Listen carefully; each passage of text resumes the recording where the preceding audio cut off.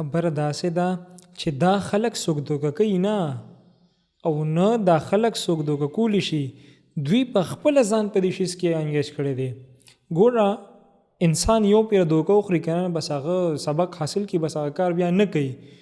خو زمونږ دا نوجوانان بار بار دوکې خوري، بار بار لوسونه کوي، خلک ته پیسې وایي په څه طریقه باندې، خو دا خلک بیا هم هغه کار کوي. لکه ګوره اوس دا اپونه راوتي دي که نه، دې کې دوی پیسې انویسټ کړې. چې پیسې انویسټ کړې دوی نو هغه څه چلو شو، پیسې یې ته ووالې یا فراډ ورسره وشي وتښتېدې، یا چې کوم دی دې ته هغه مختلف گیمونه راوتي د هغې په ذریعه ته هغه لوس وشي. بیا دې څه کوي؟ د دې ته زه وایم چې بیا دې څه کوي. زما یو ملګری دی نو هغه دغه شانتې دا گیم کو، هغه که خیال هم کړي په دې فیسبوک باندې اشتهارات ډېر چلی، په ټیک ټاک او په هر ځای کې چې کومې د هغه گیم اشتهارات چلی، هغه جزي هغه داسې رواني رواني رواني او بس هلته پروفیټ کېږي چې تاسو څومره پیسې لګولي هغه ته هلته ډبل کوي. اکثر پکې دا چې هغه جز په منځ کې راپروزي، چې هغه جز په منځ کې راپروزي بس ختم شو. چې کوم ځای پورې لاړه تا کوم ځای پورې لیمیټ ایښی وي چې دا جز به دې ځای پورې ځي، که هغه ځای پورې لاړه دا ته پروفیټ وشي او که نه د هغې نه مخکې راپرېوته نو به چې څومره پروفیټ شوی هغه نه به وشي نور به ختم شي، که د ځای نه پاسېده وغورځېده بس هر څه ختم. نو دې کې څه چل شوي؟ نو ما زما ملګری دی هغه به دا گیم کوو، ما به ورته ویل لکه مه کوه مه کوه دا شیزونه مه کوه، دا تا ته نقصان درکوي، دې کې دا ته فایده شته نه. چې ته سم کار وکړه، دراز زده کړه، امازون زده کړه، نور څه زده کړه، خو هغې نښتې وایي نه نه زه به همدا کوم. وایي تاسو به وګورئ چې زه په دې کې څومره ګټم. موټرسایکل یې خرڅ کړه 125 موټرسایکل ورسره هغې خرڅ کړه او هغه پیسې ټولې یې گیم ته ور واچولې، یو پیر یې پروفیټ وکړه. د هغې نه بس چې کوم دی بیا به کله پروفیټ کله نقصان، ګټه نقصان ګټه نقصان. اخره کې دا شو چې هغه 1.5 لک روپۍ وې د موټرسایکل، هغه چې کوم دی ویې بېللې، غونډې وبېللې. چې هغې وبېللې نو بیا یې څه کار وکړه، بیا په کشتونو باندې موبایل یې راواغېشتې، هغې خرڅې کړې، هغې نه چې کومې نغدې پیسې راووتې هغه لاړه او په هغې باندې گیم سټارټ کړه دوباره، هغې هم پکې وبېللې. بیا نورې پیسې د چا نه قرض راواغېشتلې. نو ما ورته ویل لکه چې تا یو پیره درز وخوړه، تا یو پیره 1.5 لک روپۍ په دې کې وبېللې، نو تا دې ته نورې پیسې څه له ورچولې؟ نو هغه ما ته څه وایي؟ وایي ما پیسې دې دپاره نورې واچولې چې زه پې دا نورې م ریکور کړم او ما سره به ریکوري وشي او دا پیسې به مې. نو چې بیا مې هغه نور وبېلې وي بیا زما زړه کې راغلل چې یاره دا نورې دې وبېلې دا هسې دې نقصان کړی دی. نقصان خو داسې هم کړی دی، 2 لک روپۍ نقصان دې کړی دی، که 1 لاک پکې نورې شي نو هسې دې نقصان کړی وي، راځه نورې مو ورته واچوه یا به ریکور شي یا به نقصان وکړي. نو دغه کمعقلتیا مونږ کوو چې کله تا په یو پلیټفارم کې ډز وخوړه،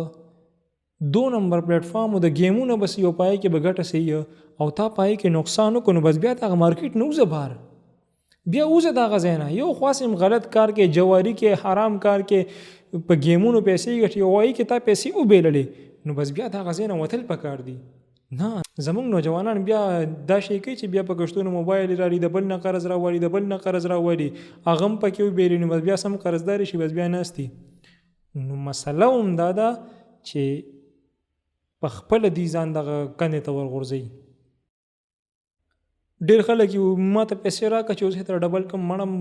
په فورکس ټریډینګ کې او په کرپټو کې او راکړه چې ور واچوم، چې ور واچي هغه وبېلي، بیا وایي که یاره دا نورې به اوس ریکور کړم، زه په نورې به ور واچوم، په دې به هغه زړې م ریکور کړم او دله به دا خپلې ورکړم او بس بیا ور واچي هغه هم وبېلي. یقین وکړئ ما داسې خلک لیدلي دي که نه داسې چې هغې پکې خپل کورونه هم خرڅ کړي دي، جړاګانې یې کولې، فریادونه یې کول. نو د وروستو جړاګانو فریادونو نه اوس دا ښه ده چې دا شی پرېږدی، قرضونه چا نه مه راخلی د دې شیزونو دپاره، که هغه تاسو فورکس کوئ او که کرپټو کوئ او که X1 بیټ کوئ او که څومره بلا او شی ګیمونه دا تاسو کوئ، د دې دپاره قرض چا نه مه راخلی. یقین وکړئ چې دومره به قرضداري شي چې بیا به سر ګرولو ځای به تاسو سره نه، دومره به قرضداري شي چې بیا به د سره سر د پټولو ځای هم نه، بیا به خودکشي کې، د خودکشۍ نه علاوه د بیا بل کار به هم نه.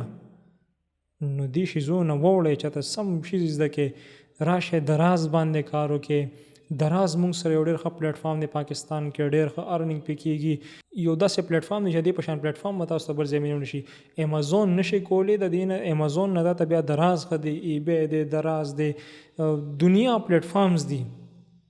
چې صحیح پیسې ګټل غواړي او صحیح ځان ته څه کول غواړي نو سم شیزونه زده کوي په دې ګیمونو